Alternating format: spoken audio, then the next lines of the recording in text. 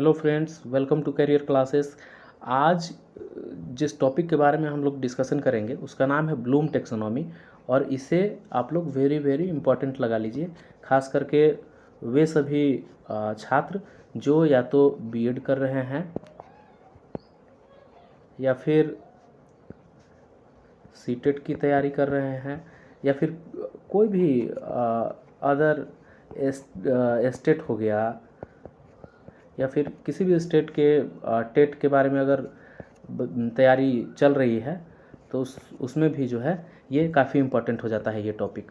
और कंटेंट के लिए परेशान नहीं होना, कंटेंट एकदम सुपर कंटेंट मिलेगा आप लोगों को यहाँ पर। और इससे पहले जितना भी प्रीवियस वीडियो हमने बना रखा है उसे भी ज़रूर देखें ताकि एक क्लियरिटी डेवलप हो माइंड में और आपको क्वेश्चन करने में आसानी हो। क्योंकि टीचिंग एग्ज़ाम को जो है क्लियर करने के लिए सबसे पहले ये ज़रूरी होता है कि टॉपिक जो है उसका क्लियरिफिकेशन अच्छे से हो जाए, माइंड में जो है 100% आ जाए, तभी जा कर के हम लोग क्वेश्चन कर पाएंगे। तो आज हम लोग ब्लूम टेक्सोनॉमी के बारे में चर्चा करेंगे।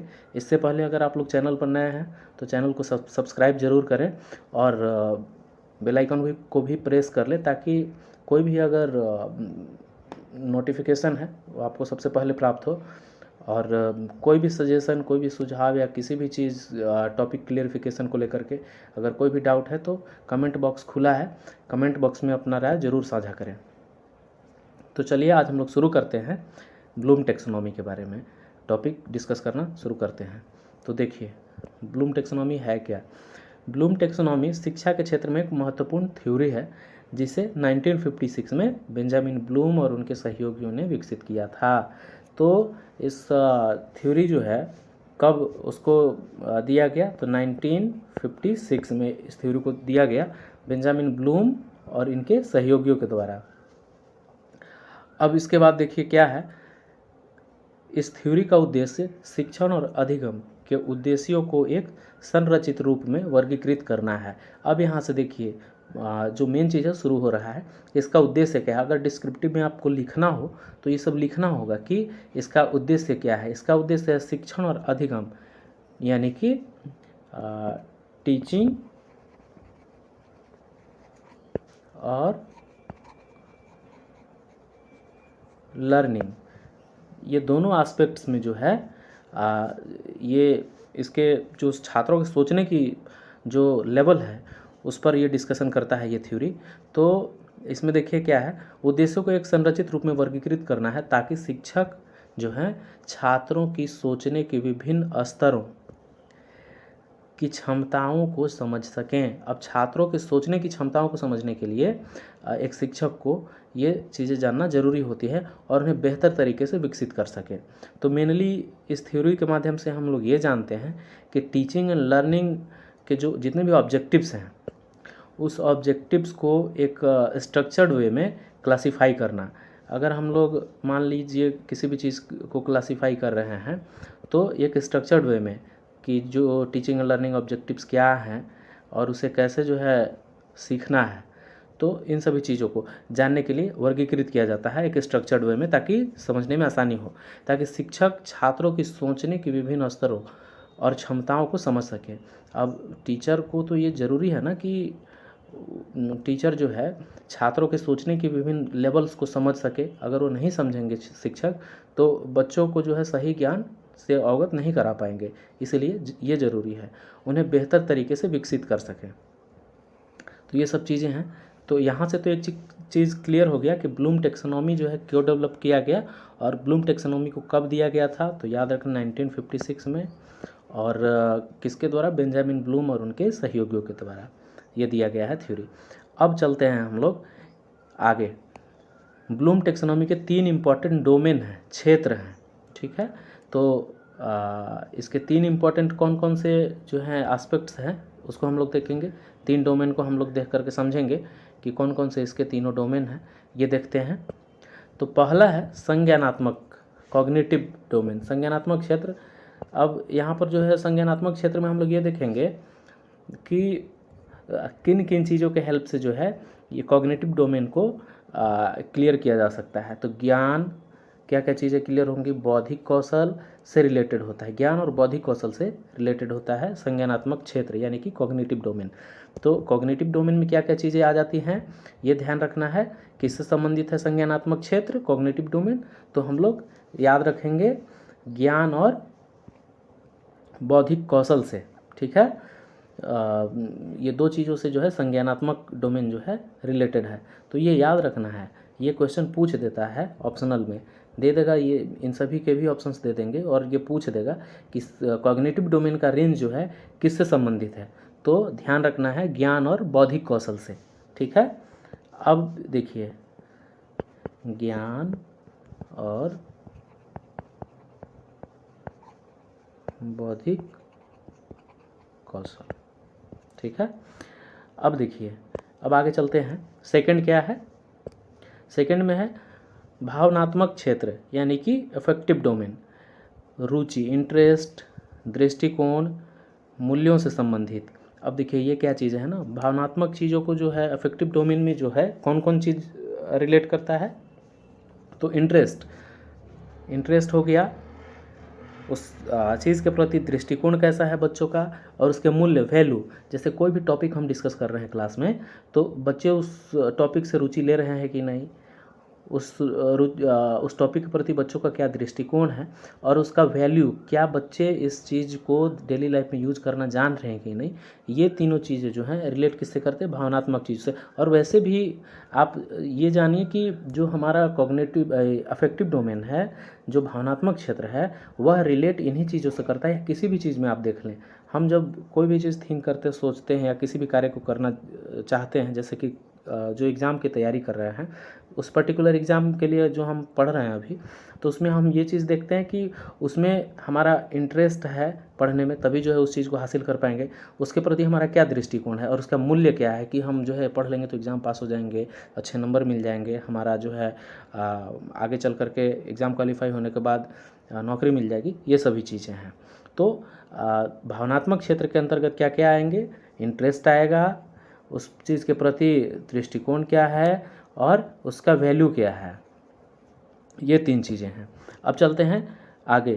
थर्ड नंबर में क्या है, किससे रिलेट करता है? मनोगत क्षेत्र, साइकोमोटर डोमेन।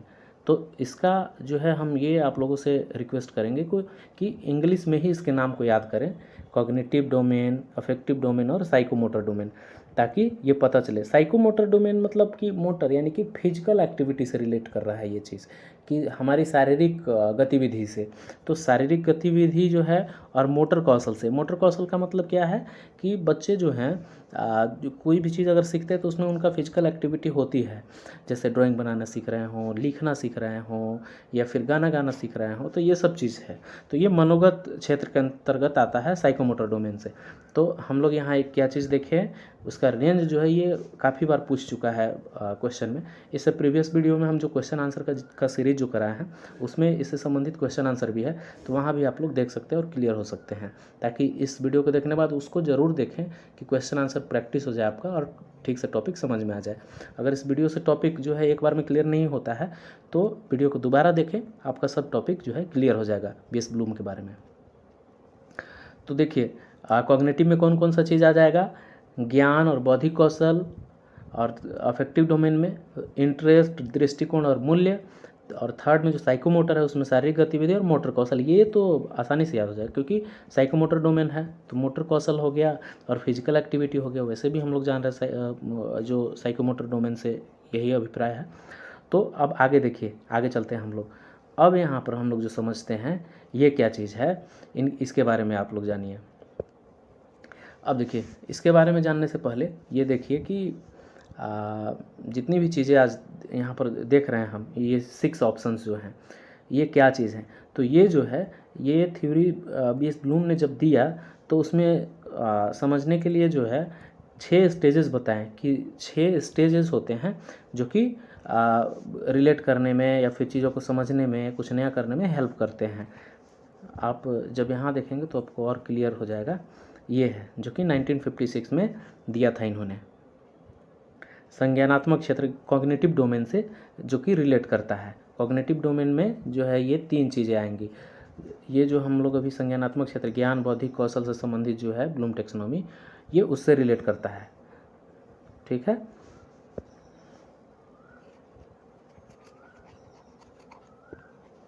Cognitive domain. तो यहाँ देखिए क्या है, सबसे फर्स्ट में जो है उसका नाम है रिमेंबर, यानी कि चीज़ों को याद रखना। उसमें क्या चीज़ है, स्पष्ट रूप से अगर आपको दिख रहा हो तो, रिकॉग्नाइज एंड रिकॉलिंग फैक्ट्स।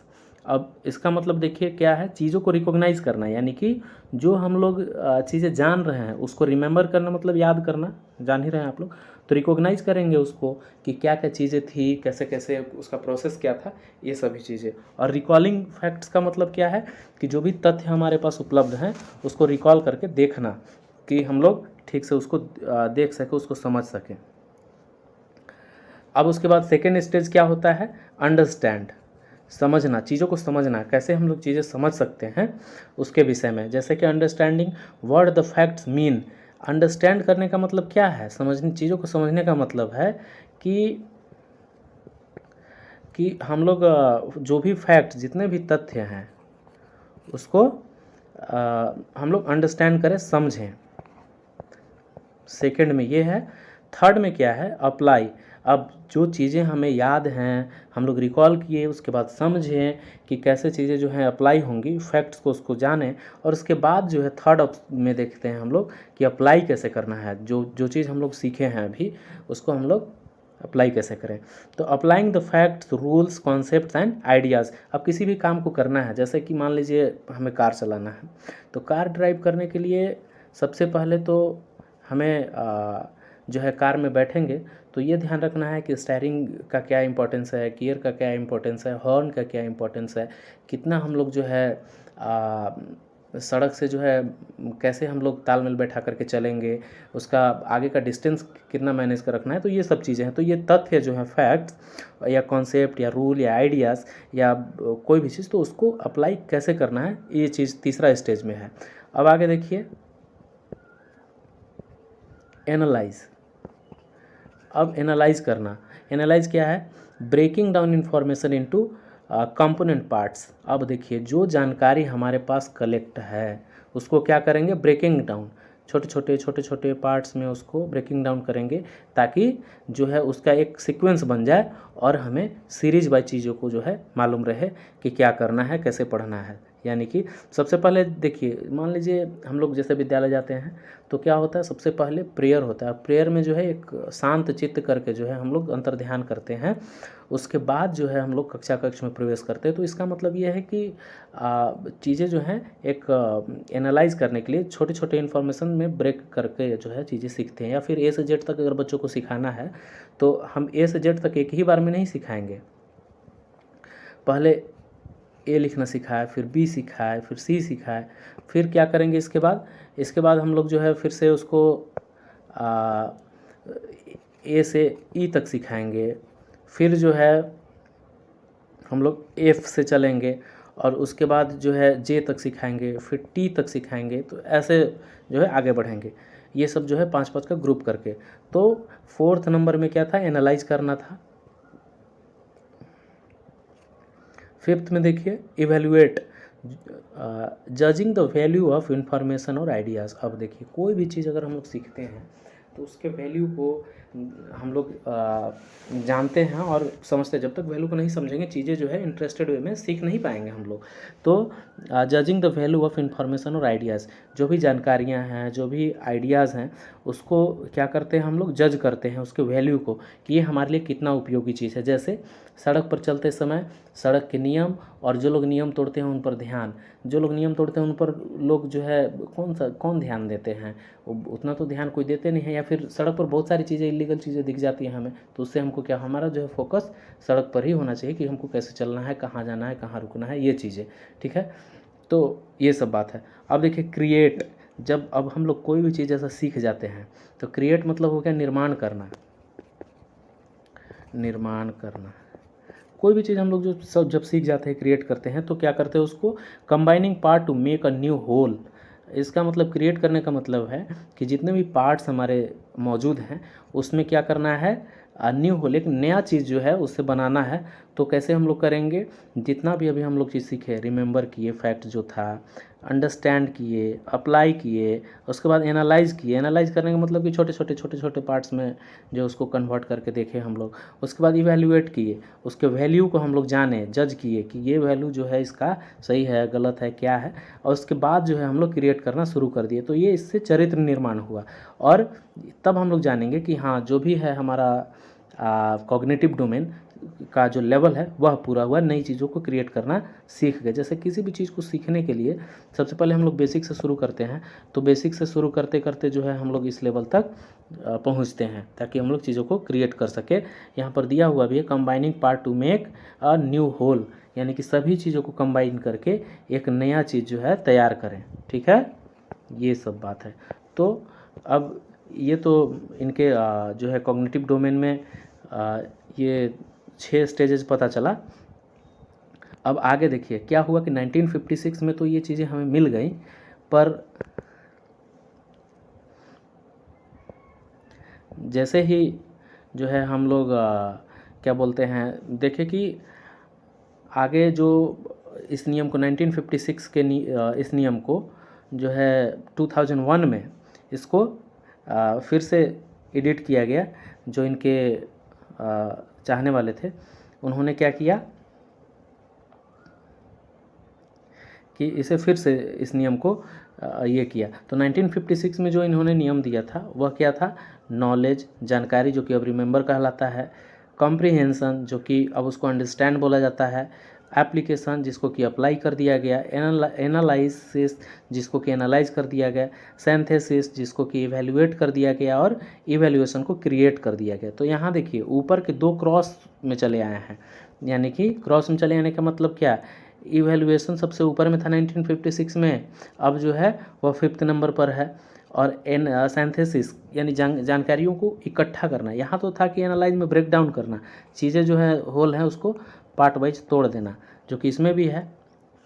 लेकिन अब जो है सिंथेसाइज मतलब कि उसको कलेक्ट करना, और यहाँ पर क्रिएट दे दिया है, यानी कि यहाँ तो लिखा हुआ था कि make a whole to create a new, तो यहाँ पर भी वही चीज़ें हैं। तो 1956 में और 2001 में जो दिया गया, अभी जो हम लोग ऊपर देख रहे थे वह मॉडर्न वाला था, 2001 वाला था। तो 1956 में जो दिया गया है ये बेसिक्स चीज़ें हैं। अब हम लोग आगे देखते हैं कि इनके 6 स्तर को समझना, जो कि 2001 के अनुसार जो है दिया हुआ है, संज्ञानात्मक क्षेत्र के 6 लेवल, इसको देखते हैं। तो सबसे पहले तो यहाँ पर रिमेंबर है, रिमेंबर को देखते हैं हम लोग।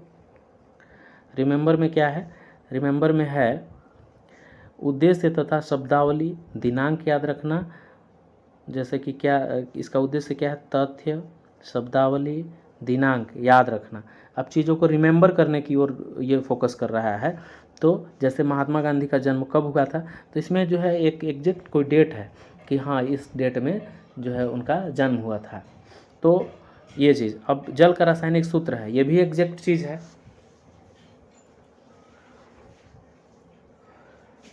तो एग्जैक्ट चीज़ है ये चीज़, तो उसको हम लोग समझेंगे कि हाँ ये एग्जैक्ट जो है इसका H2O ही होगा। और महात्मा गांधी का जो जन्म की बात है तो 1869, और इनका जो है H2O। तो ये क्लियर चीज़ें हैं कि जब भी होंगे तो यही होंगे। ठीक है, तो ये रिमेंबर से रिलेटेड हो गया। अब सेकंड में क्या है, अंडरस्टैंड, समझना, जैसे जानकारी को समझकर व्यक्त करना, जो चीज़ अभी हम लोग ऊपर भी डिस्कस किए हैं कि जो भी इन्फॉर्मेशन है उसको समझते हुए जो है हम आगे व्यक्त करेंगे। गांधी जी के असहयोग आंदोलन का उद्देश्य क्या था, तो जब तक हम असहयोग आंदोलन को नहीं समझेंगे तो उसका उद्देश्य हम लोग नहीं बता पाएंगे कि नॉन कोऑपरेशन मूवमेंट जो था उसका क्या उद्देश्य था। तो आगे देखते हैं फिर अगला, पाचन क्रिया को अपने शब्दों में समझाइए। तो जब तक हम लोग डाइजेस्टिव सिस्टम को नहीं समझेंगे तो समझाने की बात ही नहीं आती है, और समझने के लिए जानकारी जो है हम उसको सोच समझ कर ही व्यक्त करेंगे। जानकारी हमारे पास रहेंगे तब तो ये एक के पीछे एक जो है 6 लेवल्स डिपेंडेंट है। अब आगे चलते हैं हम लोग। थर्ड में क्या है, अनुप्रयोग, अप्लाई। तो अप्लाई में देखिए क्या है, सीखी गई जानकारी को नई परिस्थिति में प्रयोग करना। अब जो भी जानकारी हम लोग सीखे हैं, जो भी हम लोग के पास इन्फॉर्मेशन है, उसको क्या करेंगे, प्रयोग करेंगे, अप्लाई करेंगे। जैसे यदि बारिश हो रही हो तो कौन से कपड़े पहनने चाहिए, तो यहाँ पर हम लोग ये जान गए कि बारिश होना हो तो जो है रेनकोट वगैरह ज़रूरी है, वैसे कपड़े पहने जिससे कि हम लोग भीगे नहीं। तो ये चीज़ें हम लोग पढ़ें कि जो भी प्लास्टिक की चीज़ें हैं वह बारिश में जो है क्या होता है, भीगने से बचाती हैं। अब देखिए, गति इज इक्वल टू दूरी बटा समय का सूत्र देखकर किसी वाहन की गति निकालिए। अब ये फॉर्मूला जो है पहले से हम लोग जान गए, ये भी चीज़ हम लोग जान रहे कि बारिश में क्या करना, तो उसको अप्लाई करेंगे। बारिश हो रही है तब अप्लाई करेंगे, या फिर किसी वाहन की गति निकालनी है तो अप्लाई करेंगे। तो ये चीज़ें अप्लाई करने के ऊपर है। और फोर्थ में क्या है, एनालाइज करना। एनालाइज कैसे करेंगे, जटिल जानकारी को घटकों में विभाजित करना और उनके बीच संबंधों को समझना। जैसे कि देखिए, जो भी क्रिटिकल जानकारी है उसको हम लोग क्या करेंगे, पार्ट वाइज तोड़ तोड़ करके समझेंगे।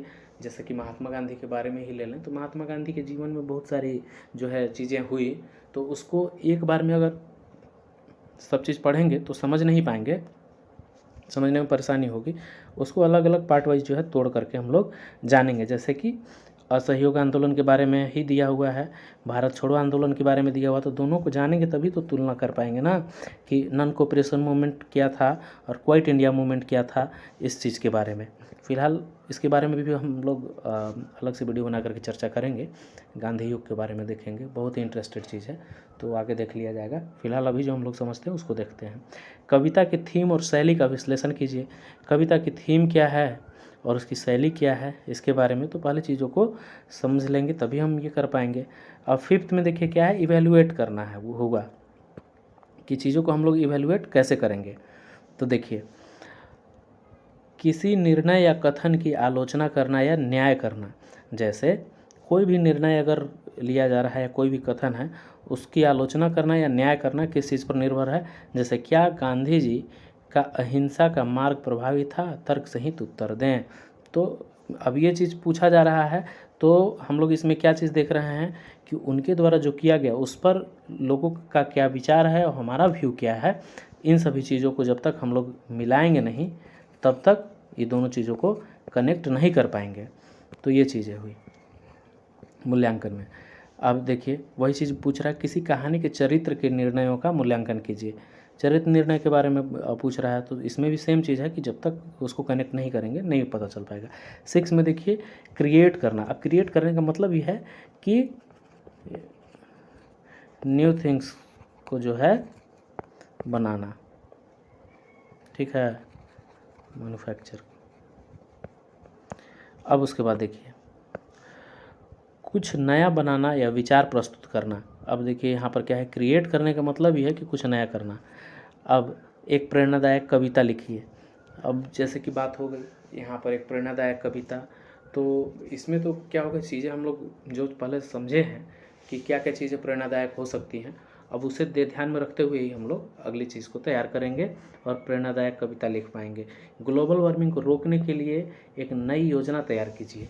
अब देखिए कि जो ग्लोबल वार्मिंग है देखने को मिल रहा है, पृथ्वी का टेम्परेचर लगातार इंक्रीज हो रहा है, तो इसके लिए क्या कर रहा है, नई योजना तैयार करें कि कैसे जो है इसको हम लोग रोकें।